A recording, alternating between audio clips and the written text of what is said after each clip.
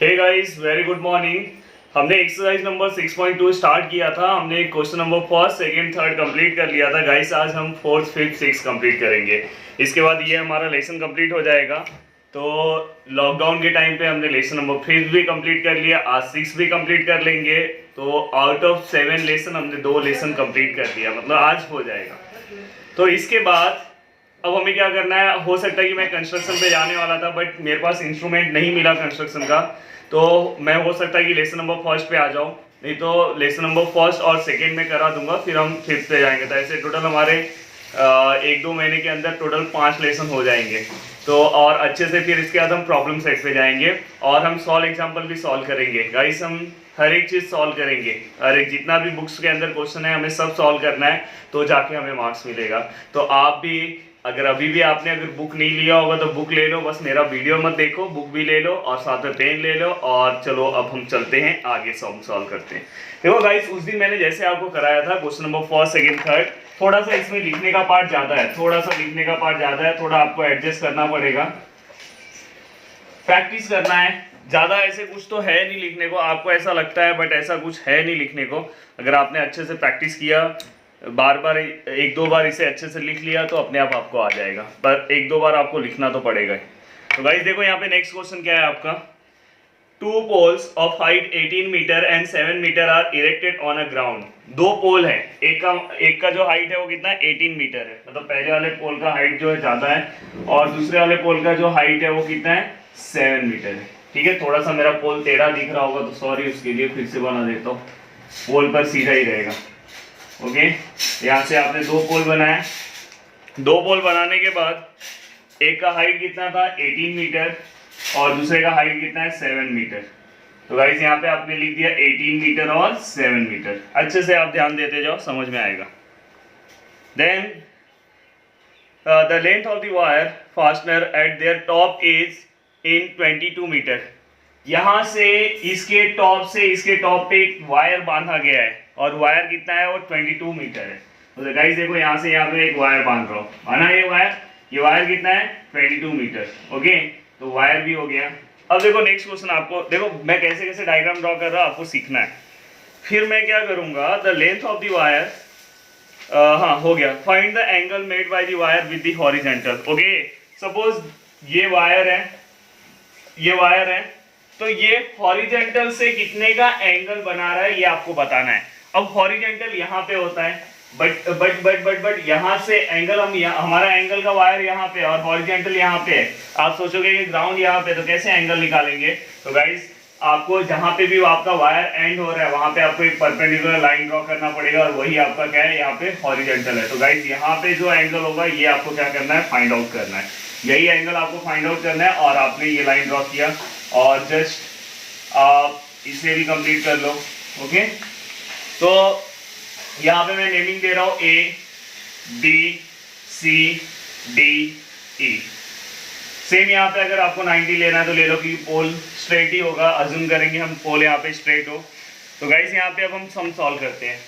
अब देखो आपको क्या करना है पता है, ये थीटा निकालना है, बस मतलब ये एंगल निकालना है। अब एंगल निकालना है तो देखो ये 7 है, ये कितना है, 7 है। अच्छे से ध्यान देना, प्लीज अच्छे से ध्यान देना। ये 7 है, तो ये कितना आएगा, ये भी 7 आएगा। ओके, अब ये पूरा का पूरा 18 है, तो कोई मुझे बता सकता है ये कितना आएगा। ये देखो ये 7 है, तो ये भी 7, ये 7 है तो ये भी 7, ये 7 है तो ये भी 7, तो 18 माइनस 7 करेंगे तो ये मिल जाएगा। तो कितना आएगा, ये 11 आएगा। आप कर लो 18 माइनस 7 करो तो कितना आएगा, 11। तो गाइस देखो ये वाले ट्राइंगल में हमें थीटा निकालना है। ये 11 मिला और ये 22। अब हमेशा पहले ये दोनों पे जाते थे, अब ये देखो थीटा के सामने वाला साइड है तो ये अपोजिट हुआ, सामने है ना, देखो ऐसे भी रखोगे तो अपोजिट साइड। और ये 90 के सामने है, ये देखो 90 का एंगल है तो उसके सामने है, तो ये कौन सा हुआ, हाइपोटेन्यूज। तो गाइस O और H किसके अंदर आता है, याद है आपको, साइन में आता है कि कॉस में आता है कि टेन में आता है। तो आपने पढ़ा होगा साइन OA, तो OH किसके अंदर आता है, साइन में आता है। किसके अंदर आता है, साइन में। किस में आता है, साइन थीटा में आता है ना, O, साइन थीटा में आता है कि नहीं, O। तो गाइस यहाँ पे हमें क्या अप्लाई करना पड़ेगा, साइन थीटा, और साइन थीटा अप्लाई करेंगे तो हमें अपने आप आंसर आ जाएगा। अब इसे आपको लिखना कैसे है, यहाँ तक तो आपको समझ में आ गया कि इसमें साइन थीटा अप्लाई करना है, आपको लिखना कैसे, प्लीज यहाँ पे ध्यान दो। देखो सबसे पहले आप क्या लिखोगे, AC एंड DE, ये दोनों क्या है बताओ, दोनों क्या है बताओ, मुझे बताओ, 2 पोल्स है ना।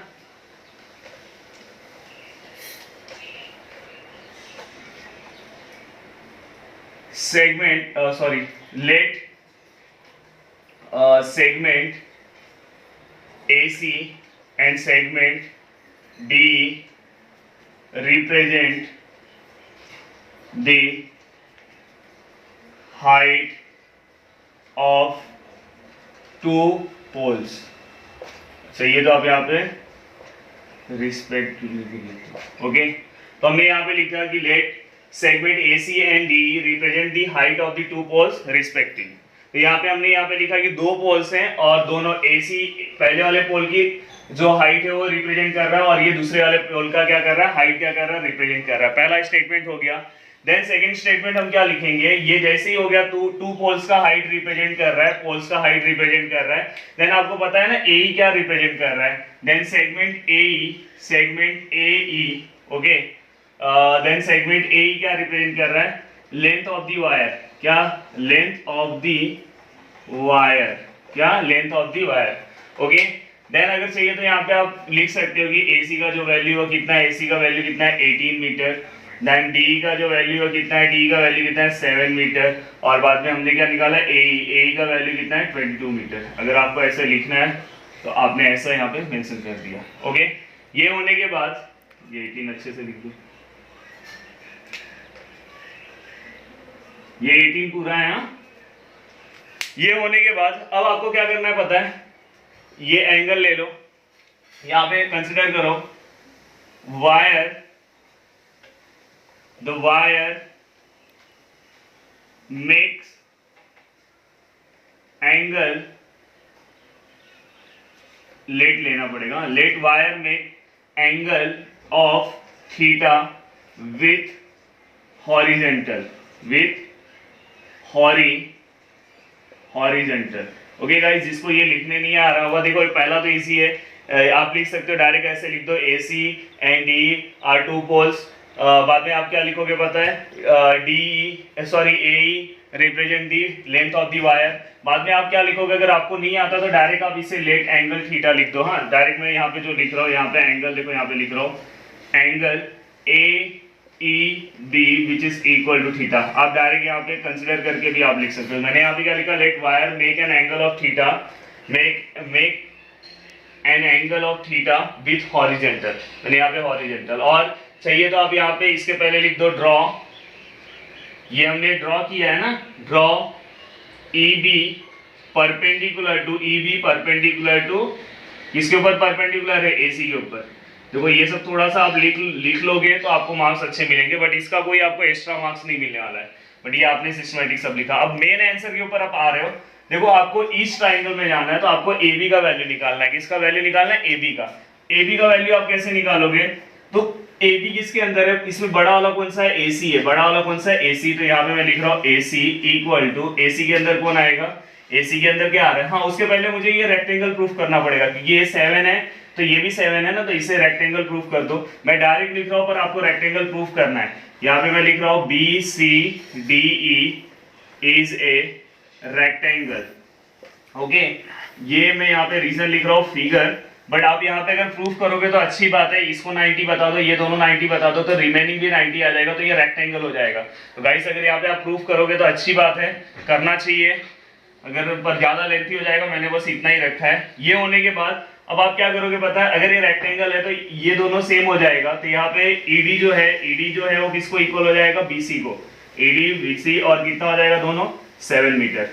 तो गाइस ये समझ में आया, और यहाँ का तो कुछ है नहीं, तो ये आपको अपने को करना ही नहीं है। अब आप क्या करोगे पता है, सबसे पहले AB का आंसर निकालो। आपने वहां पे 11 लिख दिया, पर उसे आपको निकालना ही पड़ेगा। तो उसके अंदर सबसे बड़ा साइड कौन सा है, AC है, आपने AC लिखा। AC में कौन आया, AB प्लस कौन आया, BC। तो यहाँ पे क्या आएगा, A' B' C अब आप क्या करोगे पता है, ए सी कितना है, ए सी टोटल कितना था 18 था, कितना था 18, ए बी कितना था, ए बी कितना था हमें निकालना था, और बी सी कितना था, बी सी कितना था अभी यहाँ पे निकाला है 7। बोरिंग नहीं हो रहा है ना, समझ रहा है ना, मेन हमारा आंसर यहाँ से स्टार्ट हो रहा है। ये देखो यहाँ से अभी आंसर क्या निकालना है वो आपको पता है, ये तो आपको लिखना पड़ेगा स्टार्टिंग में थोड़ा। तो यहाँ पे अब यहाँ पे ए बी 18 माइनस 7, 18 में से माइनस 7 करोगे तो ए बी का वैल्यू कितना आएगा, जल्दी से बताओ। 18 में से 7 माइनस करोगे तो कितना आएगा, 11 मीटर। तो गाइस आपको मिल गया 11 मीटर। अब आप क्या करोगे पता है, आपने कंसीडर किया ना थीटा, अब यहाँ पे आप इन ट्राइंगल कौन सा triangle, A B E, measure of angle A B E which is equal to 90 degree. Okay, then हम क्या लेंगे, साइन थीटा लेंगे। मैंने स्टार्टिंग में ही आपको बताया था, अपोजिट और हाइपोटेन्यूज पता है। Then sign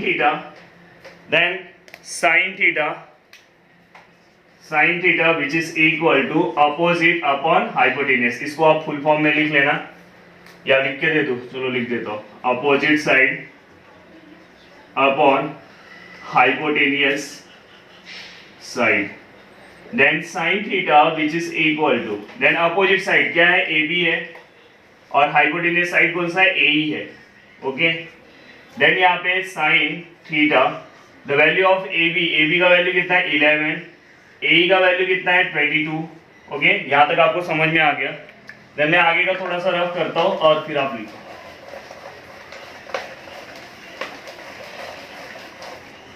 okay, then sine theta equal to 11 by 22 को मैं 11 1 जा 11, 11 2 जा 22, तो यहाँ पे मैंने लिखा।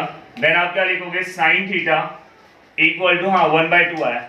देन साइन थीटा ऐसे ही कॉपी करोगे। अब मुझे बताओ कि साइन के टेबल में 1/2 किसका वैल्यू है, जस्ट कमेंट करो फास्ट, जल्दी जल्दी बताओ गाइस। इतना तो स्टार्टिंग में मैंने आपको टेबल भी ड्रॉ कराया, बाद में मैंने आपको 10 का वैल्यू भी याद कराया, किसी याद है आपको? तो साइन का टेबल, आप ट्रिग्नोमेट्री टेबल आपके पास होगा।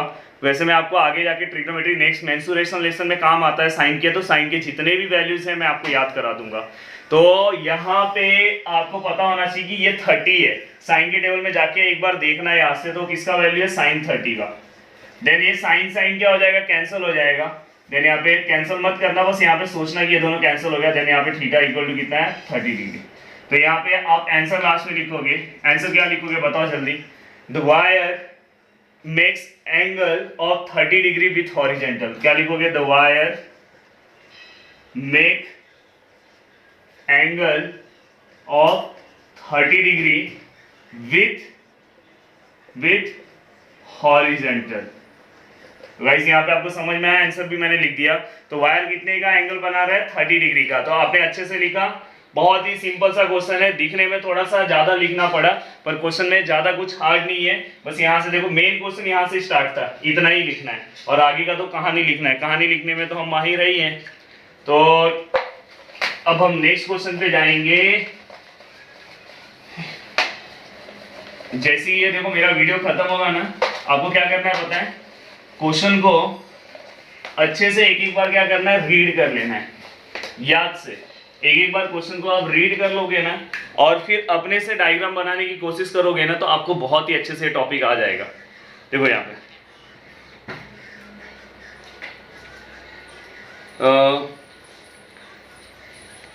बहुत ही इंपॉर्टेंट क्वेश्चन है। अब आईएमपी मार्क कर लो। क्वेश्चन नंबर 5 को आप क्या कर लो, आईएमपी मार्क कर लो क्वेश्चन नंबर 5 को। अब यहाँ पे क्या लिया है पता है, a storm broke a tree and tree top raised 20 meter from the base of the tree and making an angle of 60 degree with horizontal, find the height of the tree। तूफान आ गया है। क्या आ गया, तूफान। समझ में आया? 2 महीने पहले हम सब आपस में मिलते थे, कितना अच्छा माहौल था, बट अचानक से अभी कैसे आ गया, तूफान आ चुका है। समझ में आया? तूफान आने के कारण हम एक दूसरे से मिल नहीं पा रहे, ऐसा बाहर पूरी तरह से कैसा आ गया, तूफान आ गया है। तो गाइस ये क्वेश्चन बहुत इंपॉर्टेंट है। अभी आपको कुछ नहीं समझा होगा जब मैंने रीड किया होगा, अभी बताता हूँ। देखो यहाँ पे, और स्टॉर्म ब्रोक अ ट्री। अब ट्री आया तो सबसे पहले एक ट्री बनाया। अब ट्री ऐसा ऐसा कोई नहीं बनाएगा, ऐसा ऐसा ट्री मत बना देना, यहाँ पे ऐसा ऐसा मत दिखा देना। ट्री आपको कैसा कंसिडर करना है कि एक लाइन है। ओके, ये आपने ट्री बनाया, टेढ़ा दिख रहा है, सीधा आ जाएगा हमारा ट्री, थोड़ा सा टेढ़ा आ ही जा रहा है। ओके, चलते ही इतना चलता है। ओके, मैंने ट्री ड्रॉ किया। ट्री ड्रॉ करने के बाद अब देखो, a storm draw a tree and tree top rest 20 metre from the base of the tree. Okay, देखो यहाँ पे देखो ये ट्री है, मैं इसको ले रहा हूँ ए बी हमारा ट्री है। अब पता है क्या हुआ, पता है अचानक से तूफान आता है और तूफान क्या करता है, अब तूफान आएगा तो ट्री पता है ब्रॉक हो रहा है, मतलब कहीं से टूट रहा है, ब्रेक हो रहा है, कहीं से टूट रहा है पूरा, यहाँ से रूट से ही निकल नहीं जा रहा है, ऐसा रूट से गिर नहीं जा रहा है पूरा, पर कहीं से बीच में से क्या हो रहा है, टूट रहा है। और टूटने के बाद समझो मैं यहाँ से कंसिडर कर रहा हूँ, समझो मैं यहाँ पे पॉइंट ले रहा हूँ, जेड ले रहा हूँ, जेड वाले पॉइंट से क्या हो रहा है, टूट रहा है। और टूटने के बाद ये वाला जो पार्ट है, अभी जैसे ये ट्री है, देखो यहाँ पे, हाँ अभी देखो यहाँ से तूफान आया, पहले ऐसे ऐसे हिलेगा, ऐसे ऐसे हिलेगा, फिर गिरेगा, दिखाई दे रहा है कि नहीं आपको, पहले ऐसा था फिर ऐसे गिरा कि नहीं गिरा, तो वही यही वाला पार्ट बाद में क्या हो जाएगा, यहाँ पे गिर जाएगा, कहाँ पे गिरेगा, यहाँ नीचे गिरेगा, दिखाई दे रहा है। और कोशिश करना कि ये वाला और ये वाला पार्ट सेम बनाने को, अभी देखो यहाँ पे ये वाला पार्ट इतना आया ना, तो ये वाला पार्ट थोड़ा सा और ऊपर ले लेते हैं हम लोग, समझ में, कि ये दोनों पार्ट सेम होना चाहिए।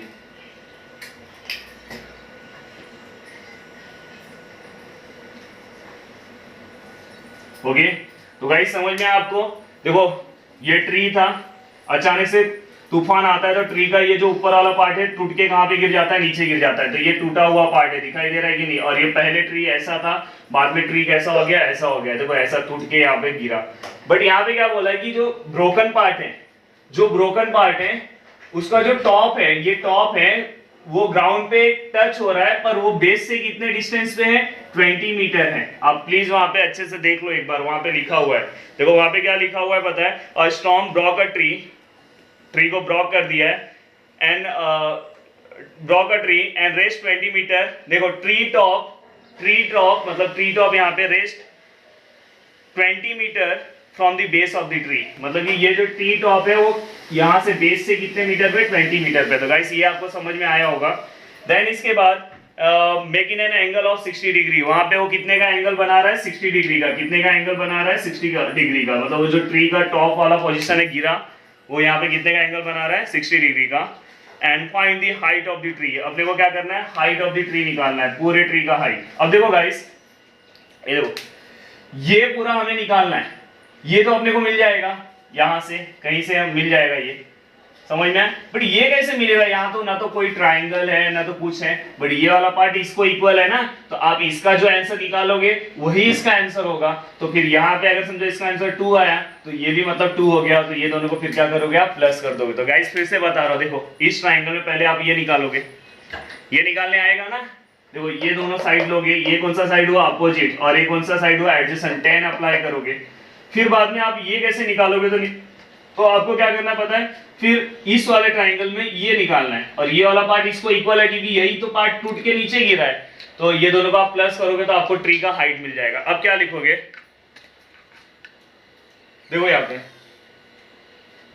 Segment, let segment A B क्या रिप्रेजेंट कर रहा है मुझे बता दो, चलो ए बी क्या रिप्रेजेंट कर रहा है, A B represent height of the tree, किसका हाइट रिप्रेजेंट कर रहा है, हाइट ऑफ द ट्री, किसका हाइट रिप्रेजेंट कर रहा है, हाइट ऑफ द ट्री।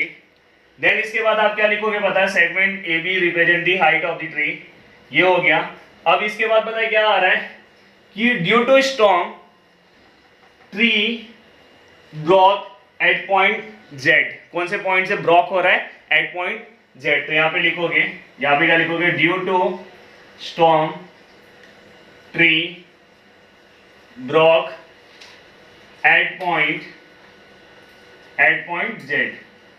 अब क्या लिखोगे, एंड ब्रोकन पार्ट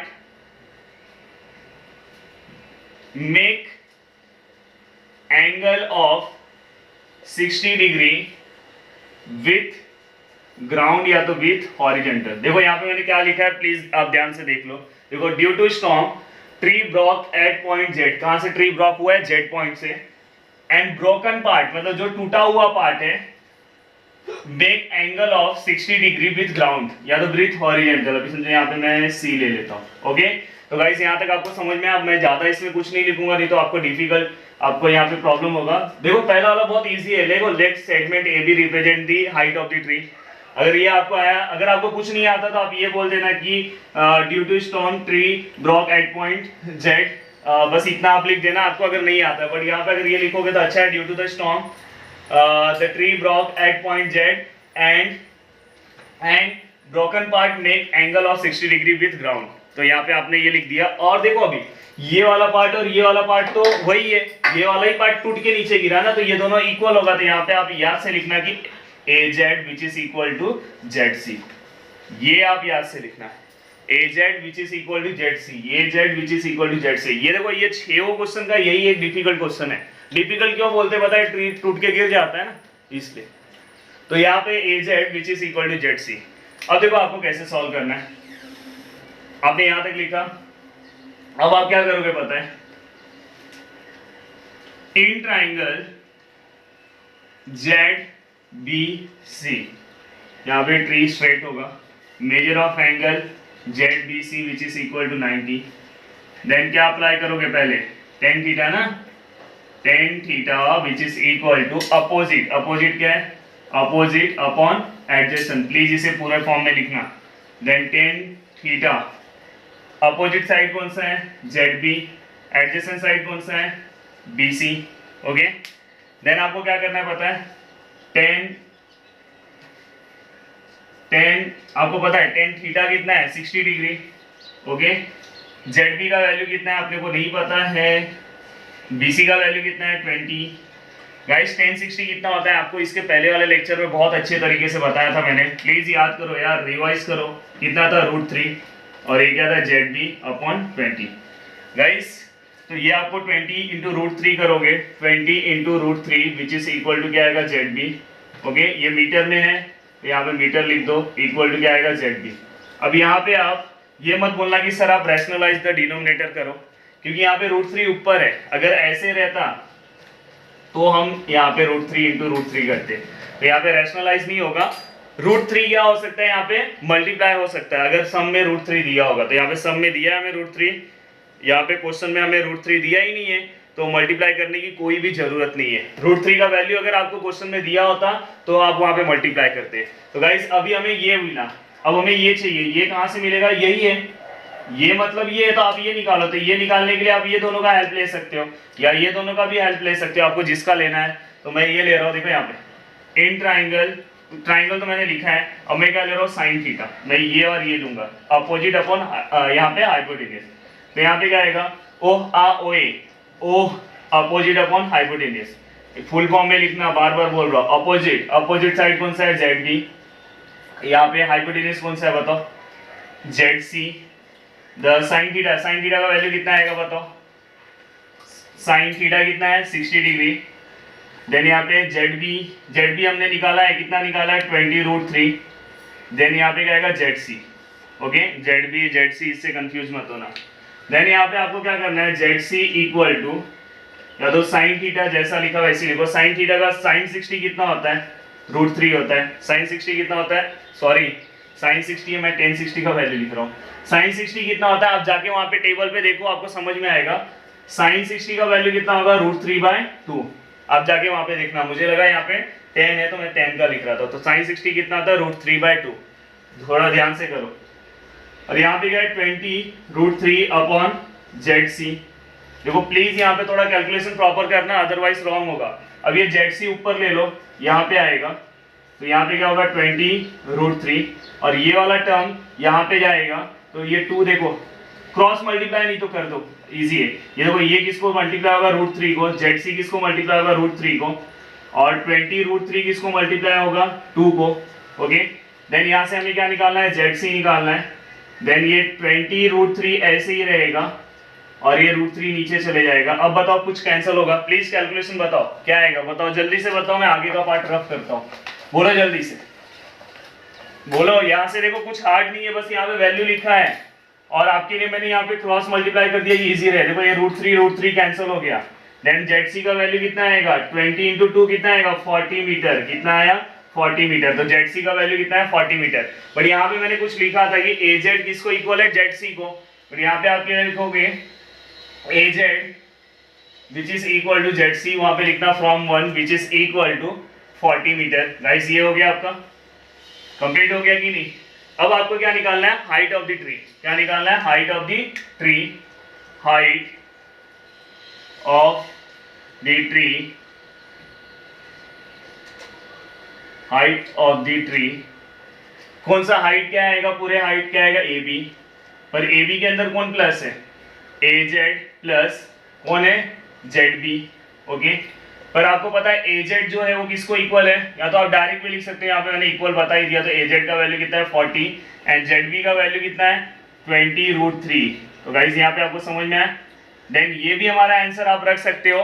बट अगर आपको ऐसा लगता है कि 20 मुझे कॉमन लेना है तो आप 20 कॉमन ले लो। तो 20 के टेबल में 40 कितने टाइम में आता है 2 टाइम में, और ये 20 तो बाहर चलेगा तो यहाँ से √3 बचेगा। तो यहाँ पे टोटल क्या आएगा मीटर। तो गाइस ये भी चलेगा या तो ये भी आंसर आपका चलेगा, यहाँ पे मीटर आप लिख के कर सकते थे। तो हमारा आंसर कितना है हाइट ऑफ द ट्री कितना आया, या तो आप ये लिखो या तो ये लिखो। तो गाइस समझ में आया। देखो इसी ट्राइंगल में मैंने एक बार क्या अप्लाई किया 10 अप्लाई किया, और दूसरे बार क्या अप्लाई किया मैंने यहाँ पे साइन। तो ये भी हमारा क्वेश्चन नंबर 5 हमारा कंप्लीट हो गया। अब हम कौन से क्वेश्चन की ओर जाएंगे, क्वेश्चन नंबर 6 की ओर। तो गाइस यहाँ पे हमारा क्वेश्चन कंप्लीट हो गया। आप यहाँ तक भी देखो ये भी आंसर रख सकते हो, ये भी रख सकते हो, दोनों आंसर राइट है। ये कंफ्यूज मत होना, कॉमन जिसको नहीं आता निकालने वो यहीं तक आंसर रखेगा, और लास्ट में आपको आंसर का आंसर फॉर्मेट लिखना है। हाइट ऑफ द ट्री अगर आप ये रख रहे हो तो ये रखो ये। ओके, अब नेक्स्ट क्वेश्चन की ओर आते हैं, क्वेश्चन नंबर 6। अब हमें पतंग उड़ाया है कभी, कितने लोग को पतंग उड़ाने आता है? यस, पतंग उड़ाने आता ही होगा आप लोगों को, बोल दो मुझे सुनाई देगा। मुझे नहीं आता सर। आपको नहीं आता, मुझे भी नहीं आता, सच्चाई बोलूं तो मुझे भी नहीं आता है, पर कोई उड़ाता है तो देखने में मजा आता है। तो सर तो दोस्तों इसके बाद वाला जो हमारा क्वेश्चन है वो पूरा का पूरा क्वेश्चन किसके ऊपर है, काइट के ऊपर ही है। अब आपको क्या करना है, यहाँ पे पतंग उड़ाना है। देखो, a kite is flying at the height of 60 metre above the ground. देखो एक काइट है, उड़ाने नहीं आता होगा तो पतंग बनाने तो आता होगा आपको। ओके, तो यहाँ पे मैंने एक पतंग यहाँ पे बना दिया है। गाइस यहाँ पे ये जो काइट है, चलो इसका ये नहीं सही है।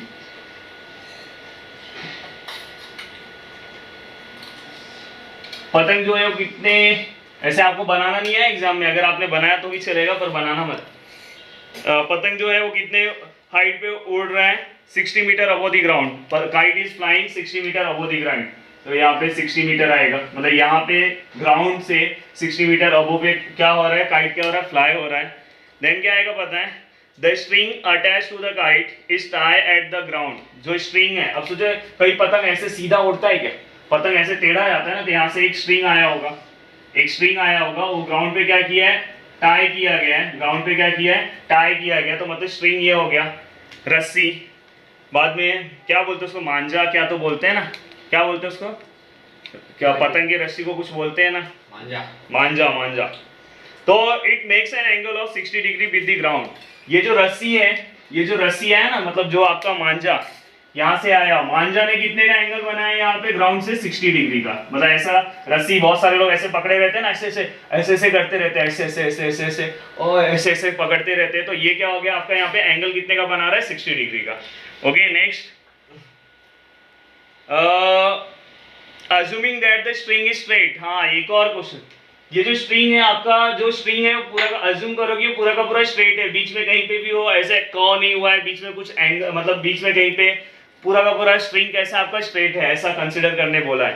देन यहाँ पे क्या आएगा, find the length of the wire. हमें क्या करना है, वायर का लेंथ निकालना है। किसका लेंथ निकाल, वायर, सॉरी मैंने नीचे का question, find the length of the string. हमें किसका लेंथ निकालना है, स्ट्रिंग का। समझ में, स्ट्रिंग का, हमें स्ट्रिंग तो यही हो गया, रस्सी हो गया, तो बस हमें इसका क्या करना है, लेंथ निकालना है। तो गाइस देखो मैं अभी बस इसको पहले सॉल्व कर देता हूँ, पहले हम सॉल्व करते हैं। देखो इन ट्राइंगल, यहाँ पे 90 ले लो, in triangle A B C, in triangle A B C, measure of angle A B C which is equal to 90 degree. Okay, then यहाँ पे यहाँ पे आप क्या लिखोगे, कौन सा, हाँ देखो ये दोनों के बीच में है ना। अब मुझे बताओ ये अपोजिट हो गया या हाइपोटेन्यूस हो गया, तो क्या अप्लाई करोगे, साइन।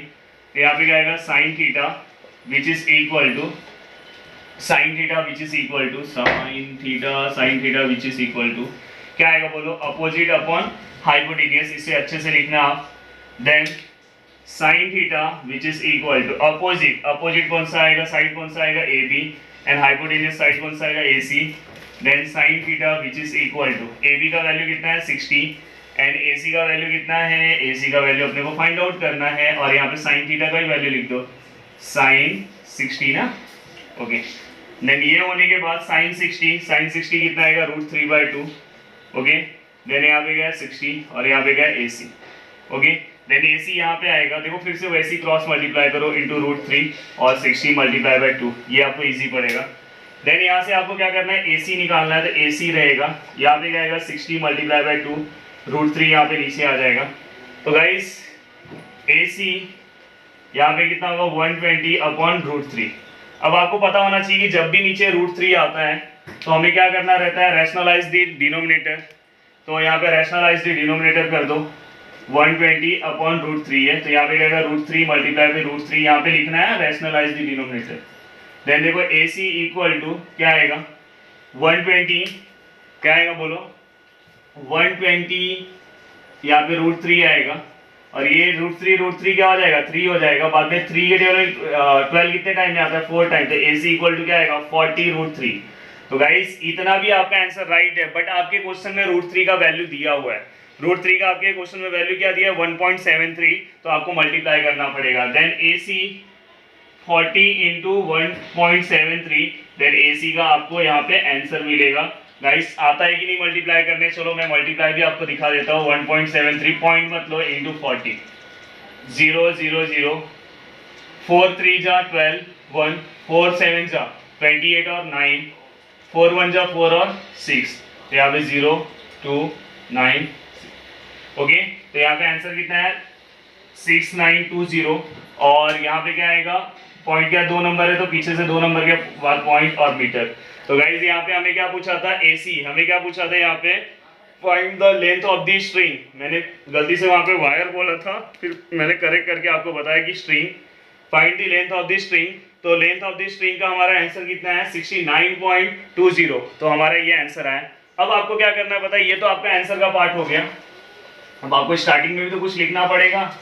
ये तो आपने सॉल्व कर दिया, इतना तो आपको आ गया, बट यहाँ पे स्टार्टिंग में आपको क्या क्या लिखना है, यहाँ पे लेट क्या लिखोगे बताओ, लेट ए, पॉइंट ए क्या रिप्रेजेंट कर रहा है, रिप्रेजेंट द पोजीशन, किसका position, position of kite, KIT kite, okay, kite का हो गया।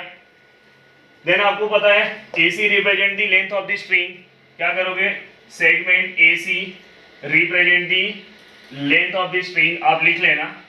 एंड बाद में ये वाला जो लाइन है ना, AB का जो लेंथ है 60 मीटर, वो आपके बुक का ही लाइन लिखना कि kite is flying at the height of 60 metre from the ground, ऐसे लिखना, kite is flying at the height of 60 metre from the ground and therefore AB which is equal to, यहाँ पे कितना आएगा 60 metre, okay. And यहाँ पे एक और लाइन लिखना, यहाँ पे क्या लिखोगे पता है कि string make angle of 60 degree with ground, string make angle of 60 degree with ground, please यहाँ पे लिखना, और यहाँ पे फिर लिखना ACB which is equal to 60 degree. Then इसके बाद आपको ये लिखना है, तो 4 लाइन आप स्टार्टिंग का लिख सकते हो, आपको सिखाया हूँ मैं। तो गाइस यहाँ पे आपका आंसर आ चुका है, और ये भी एक्सरसाइज आपका यहाँ पे एंड होता हुआ कंप्लीट हो गया है, थोड़ी देर पहले हमने स्टार्ट किया था और कंप्लीट हो गया। तो मैं उम्मीद करता हूँ कि आपको बहुत ही अच्छे तरीके से पूरा का पूरा एक्सरसाइज समझ में आया होगा।